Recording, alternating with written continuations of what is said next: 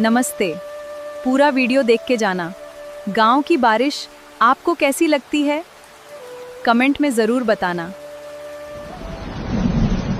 बस थोड़ी देर और, हम घर पहुंचने वाले हैं। हाँ, थक गए होंगे आप। आज बहुत मेहनत हुई। अब घर जाकर गरम चाय पिएंगे। तुम साथ हो तो हर मुश्किल आसान लगती है।